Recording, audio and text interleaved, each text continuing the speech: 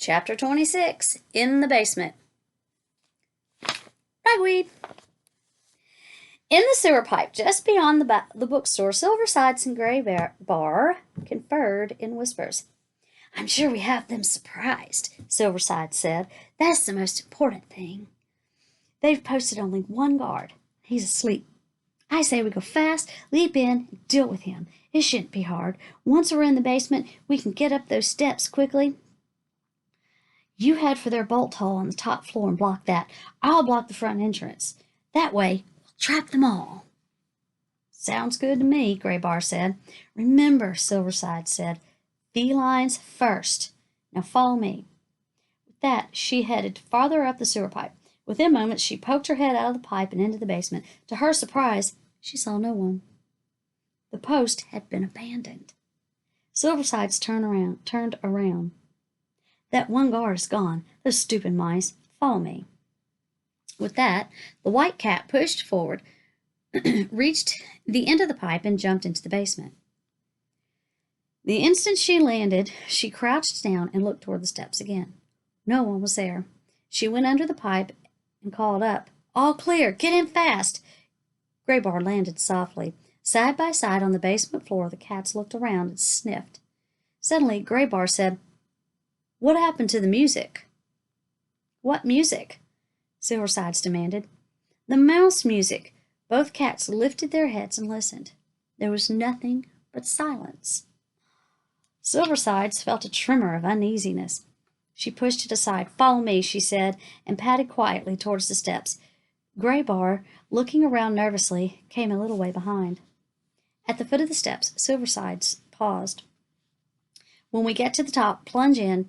Grab who you can and put an end to their miserable lives. You don't forget the two I want, the golden mouse and the one with the green hair. Understood?" "Sure, Silversides. I know all about that. Now let's get going." "Let's get going." "Felines first," Silversides muttered again and began climbing the steps. She paused to listen and sniff again. Though the smell of mouse was almost overpowering, still she heard nothing. She continued to move up until she reached the last riser. Once there, she lifted her head and found herself staring directly into the bright brass nozzle of a water hose. Surrounding it, holding on to it, aiming it right at her, was a horde of mice. In the front of them stood Ragweed. The moment Silversides lifted her head, Ragweed shouted, "Blast her!" The 100 or so mice who were clinging to the valve wheel turned it. Instantly, water surged through the old canvas hose and shot out the nozzle. It was all the mice could do to hold on and keep it steady, but their aim was true. A blast of water so powerful as a cannon shot struck Silverside squarely in the face. I don't think cats like water. It came with such surprise and force that it flung her head over heels down the steps, and as she tumbled, she bowled into Graybar, knocking him down too. When the cats reached the bottom, they shook their heads and soggy bodies and tried to regroup. "At them!" Silversides howled to rally her comrade. Ragweed was ready at top step. "Drag the hose forward," he ordered. The mouse hauled the gushing hose with shouts of "Heave! Heave! Heave!"